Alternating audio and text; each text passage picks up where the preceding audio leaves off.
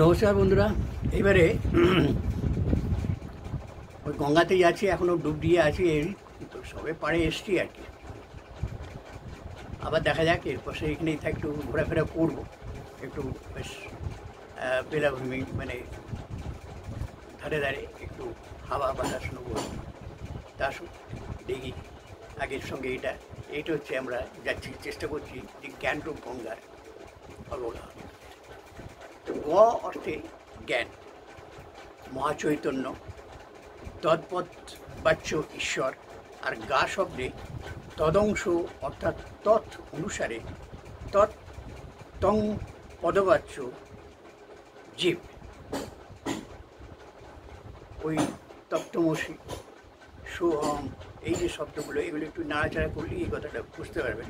আবার পড়ে দিই যে গ শব্দে জ্ঞান, মহাচৈতন্য, তৎপদ বাচ্য ঈশ্বর, আর গা শব্দে তদংশ অর্থাৎ তৎ অনুসারে তৎপদ বাচ্য জীব। তুমি গঙ্গা অর্থে গুরুবাক্য আমাদের সাধন চতুষ্টয়ের জন্য, যাকে আমরা চতুর্বর্গ বলি, সেটা লাভ করতে হলে, আবার বলি একটু এখানে অন্যরকম হয়ে গেল, যে গঙ্গা অর্থে গুরুবাক্য। তা আমাদের সাধন চতুষ্টয় অর্থাৎ যে জিনিসের জন্য আমরা কি বলে সাধনা করি, সাধনা বলতে ওই ঘণ্টা, গলায় মালা বা অন্যান্য যে এইসব দিয়ে পুজো পাজা ইত্যাদি, এটাই সাধন বলে না, এটাও সাধন, ঠিক কথা। কিন্তু আসল সাধন হলো কি না, আমাদের ধর্ম, অর্থ, মোক্ষ, কাম, এগুলো কীভাবে বজায় থাকে, এটাই হচ্ছে সাধনা। এবং সেটা প্রত্যেকেই করে, প্রত্যেকটা জীব, মানুষ বটেই, কীট পতঙ্গ সবাই, এই জন্যই জীব আর কি। দেশ সাধনা সবাই করে, আপনিও করছেন, আমিও করছি, আগামী দিনেও করবে, সনাতনভাবে এটা সেটা সনাতন রীতি অনুযায়ী। তাই বলছে, অর্থাৎ চতুর্বর্গ, ধর্ম, অর্থ, মোক্ষ, কাম। এর জন্য কী দরকার? গুরুর প্রয়োজন হয়। এই গুরু সে আমার মা বাবাও হতে পারে, প্রাথমিক পর্যায়ে শিক্ষক শিক্ষিকারা হতে পারেন, পরবর্তীকালে শিক্ষক শিক্ষিকারাও হতে পারেন, আমার পরিবেশ, আমার সমাজ, আমার বন্ধুজন, এরাও আমার গুরু বা আমার শিক্ষা দাতা বা কর্তা হতে পারে অবশ্যই। তাই বলছে এ করতে হবে, তার জন্য গুরুর প্রয়োজন আছে। আবার যোগশাস্ত্রে তত্ত্বমসি অর্থাৎ তুমিই সেই বা আমি সেই, সো অহম, সোহম, সো অহম।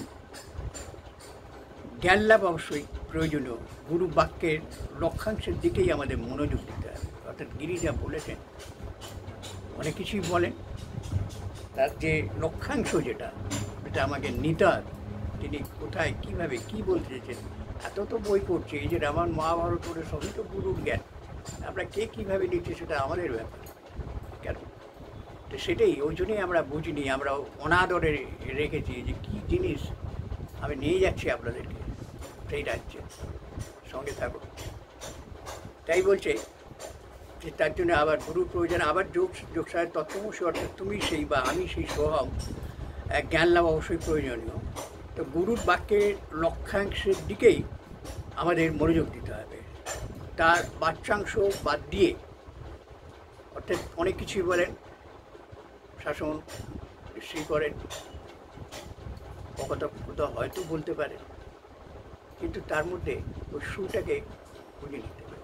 ওই দেখবেন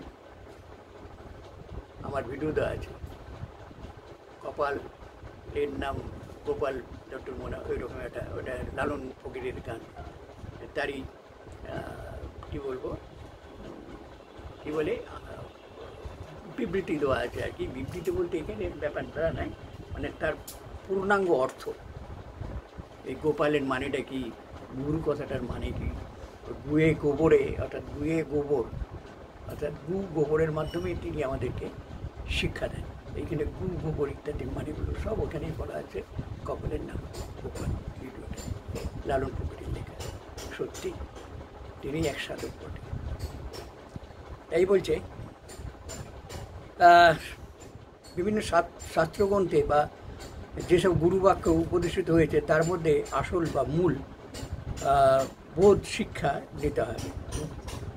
তো গ্রন্থে বা শাস্ত্রের রহস্যময়তার মাধ্যমে তারা আমাদের বলে গেছে তার মর্মোদ্ধার করার জন্য জ্ঞানের প্রয়োজন। আর কি না, এই জ্ঞান আমরা বিভিন্ন মাধ্যম বা গুরুর মাধ্যমেই লাভ করে থাকি।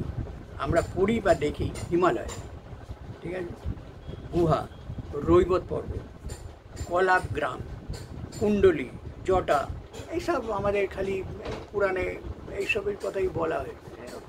কী ব্যাপার এটা বুঝি না। একটু ডুব দিলে এই গঙ্গায়, এই জ্ঞান গঙ্গায়, যেটা সামনে এখন আপনি অবগাহন করছেন আর কি, যেখানে আপনি অবস্থান করতেন এর প্রবাহে, সেখানে ডুব দিন একটু দেখবেন এখানে। অর্থাৎ হিমালয় বলতে আমি তো আগের ভিডিওতে বলেছি আর কি, তবু বলি হিমালয়, এই আমাদের এই মস্তককে হিমালয় বলা হয়। এটাই উত্তর, আমাদের শরীরের উত্তর ভাগ এটাই, উত্তরে হিমালয়, ঠিক আছে। এই গেল। দাদা বলছে কুণ্ডলী, জটা ইত্যাদি বিভিন্ন পুরাণ ও ননগ্রন্থ উল্লেখ দেখতে পাই, সেগুলো কী সেটা আমাদের আগে জানতে হবে। এইগুলো কুণ্ডলী মানে কি, কলাপ গ্রাম বলে দেওয়া আছে, আমার দেখবেন মাতৃকা বর্ণে বলে একটা ভিডিও দেওয়া আছে, ওই চেষ্টা করেছিলাম মাতৃকা বর্ণ দিতে হতো। অক্ষর থেকে চন্দ্রভোজে বোঝাতে যে 52টা অক্ষর আছে তাকে মাতৃকা বর্ণ হিসেবে অনেক খুঁজেছি, ওই যা পেয়েছি একটু অল্প দিয়েছি ভাগ্যচক্রে, আমার ভাগ্য না আপনার ভাগ্যচক্রে পেয়েছি, আমি দেবো ওই মাতৃকা বর্ণের বিশদ বিবরণ।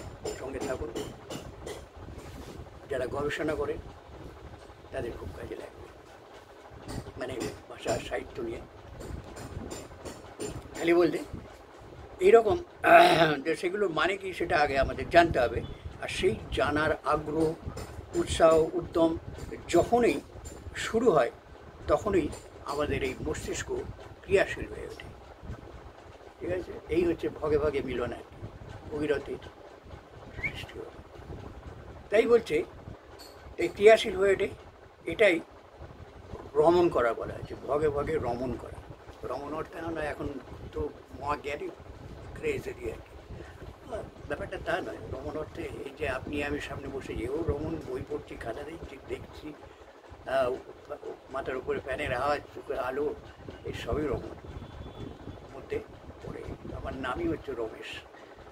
রমণ করে যে সে যেমন রমা, আবার তারই ইষ্ট ঈশ্বর শ্রেষ্ঠ, সেই হচ্ছে আমি হচ্ছে সত্যিই রমেশ, এতভাবে রমণ করতে পারি। আর যে রমণীয়তা আমি আপনাদেরকেই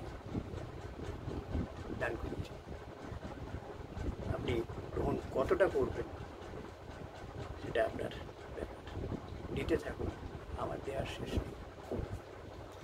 এই বলছি যাদের সঙ্গে ওই বলি না ভগীরথ জন্মানো মানে আপনার চেতনার মন্থন হলো বা হয়ে এক রমণীয় ধারা প্রবাহিত হতো, তো সেটাই ভগীরথের গঙ্গা আনন।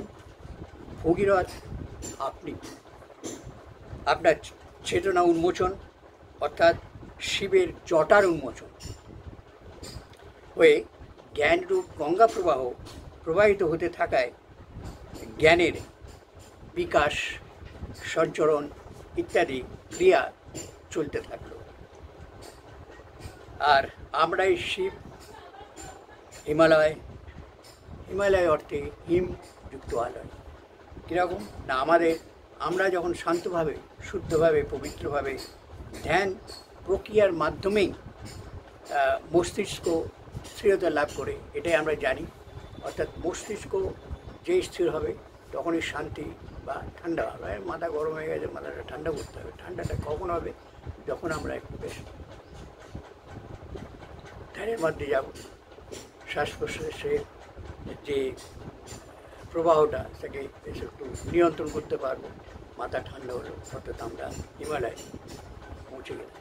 এই হিমালয় পৌঁছলেই আপনি অনেক কিছু কত প্রভাব শেষ।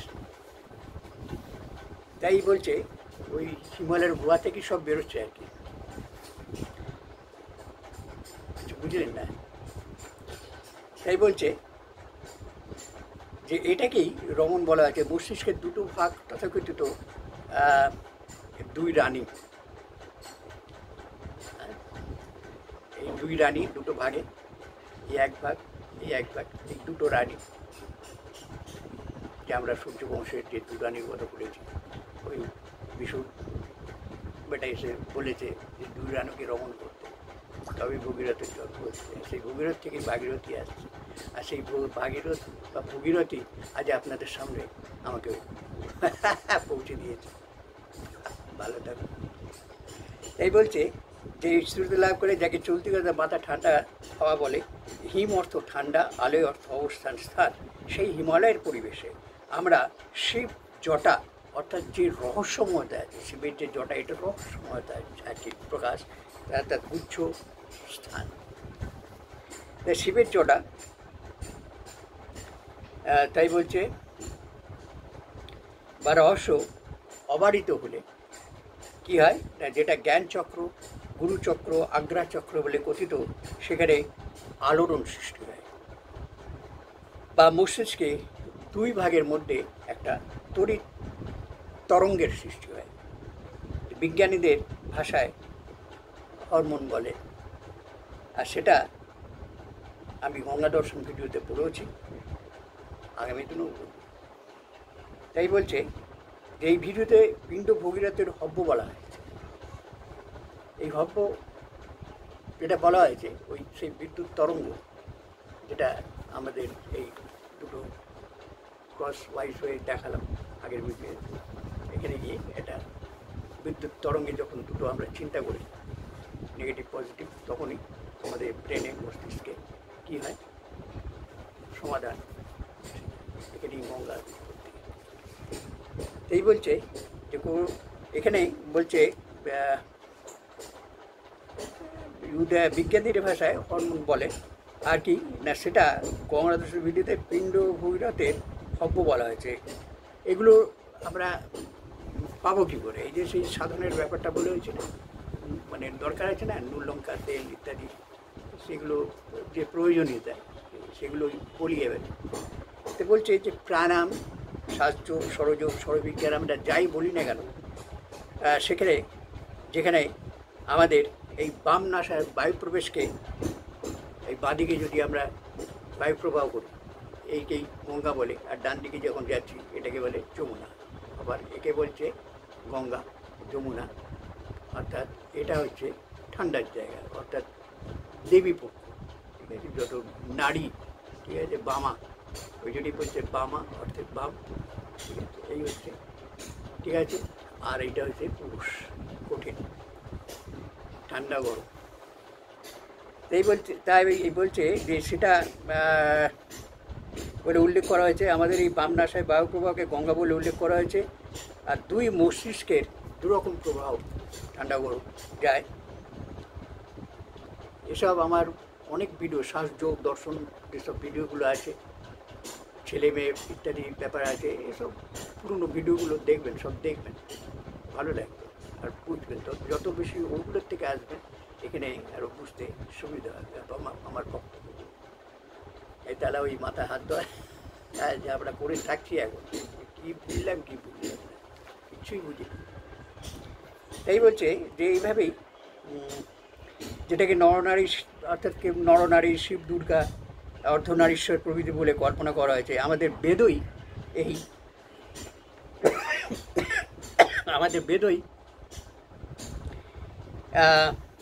এই ধরনের কল্পনাকে আশ্রয় করে করতে বলে। বেদ আমাদের শিক্ষা দিচ্ছে। বেদ যদি ঋগ্বেদ হচ্ছে মূল বেদ, সেখানে যদি আমরা যাই দেখেছি, সেখানে কল্পনার আশ্রয় আমরা নিয়ে আমাদের দেখতে পাই যে কি সূর্য, চন্দ্র, গ্রহ, তারা, নক্ষত্র, বায়ু, ওই পঞ্চভূত, ঠিক আছে, কীর্তি, অপ্তেজ, মরুৎপম, এদেরকেই দেবতা বানিয়ে, তাদের সেখানে কোনো মূর্তি বলে নেই, তারা অর্থাৎ কল্পনা করে। এই কল্পনার দূর যে কতটা, সেই কল্পনা পর্যন্ত তারা আমরা দৌড়তে পারলাম না, আমরা মূর্তি বানিয়ে দিলাম। ফল কী হচ্ছে? আমরাই ভোগ করছি। আসল বক্তব্য এটাই, বেশি এগোলাম না। তাই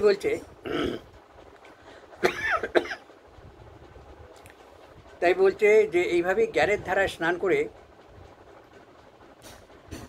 শুদ্ধ পবিত্র হই। এই জন্যেই গঙ্গাকে পাপনাশিনী বলে, অতি পাবন বলে। এর জন্যেই তাকে বলে সুরধুনী।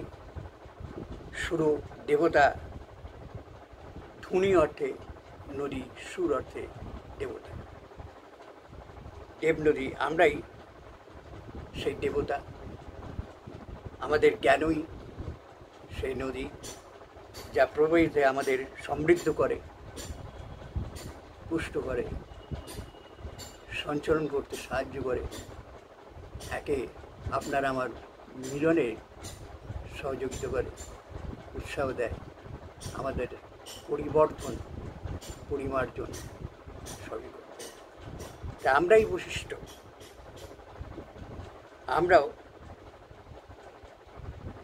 আমরাই ইষ্টকে বশ করতে যদি পারি, তাহলে আমরাই বৈশিষ্ট্য।